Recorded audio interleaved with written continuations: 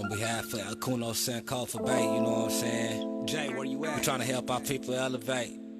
Hope. H-O-P-E. We're giving them hope. We doing what we gotta do, you know. Every day, one step at a time, man. We gonna make it happen. Helping our people elevate. Yeah.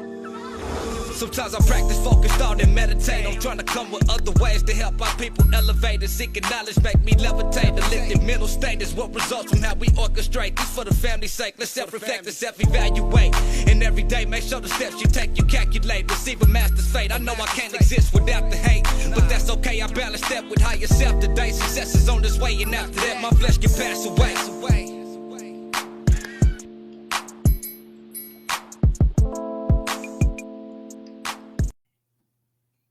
We have been taught that the first Thanksgiving took place in 1621, that a group of pilgrims sat down with the Wampanoag tribe in Plymouth, Massachusetts to share a meal in peace and gratitude.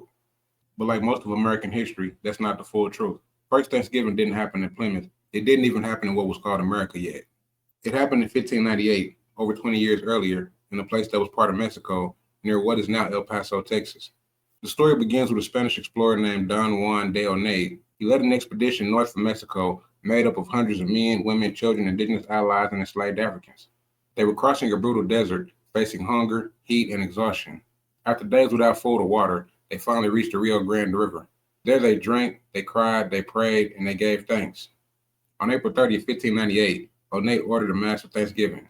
They roasted game, shared food with local indigenous people, the Manso and the Pyro tribes, and celebrated survival. That moment, not the one in Plymouth, was the first recorded Thanksgiving on North American soil. But the story didn't fit the image that later leaders wanted. You see, the Pilgrim version of Thanksgiving was clean. It was English, it was Protestant, and most importantly, it was white.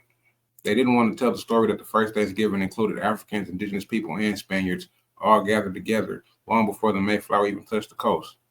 They didn't want people to know that the earliest roots of this nation were multicultural, and that the so-called blacks are the indigenous people that were part of this nation from the beginning. What's deeper is what that Thanksgiving actually meant. It wasn't about peace treaties or land deals. It was about survival, about giving thanks for all life after crossing death. It was about survival, about giving thanks for life after crossing death. It was a reflection of struggle, unity, and endurance. Compare that to the later Thanksgiving, where feasts celebrated the colonization, enslavement, and extermination of indigenous nations. That's the part of the story that they hid under turkeys, cranberry sauce, and false smiles. So the next time someone talks about the first Thanksgiving, remember this: the real first Thanksgiving didn't happen in Plymouth. It happened in Mexico, on indigenous land, with Africans, natives, and Spaniards giving thanks to Allah for survival.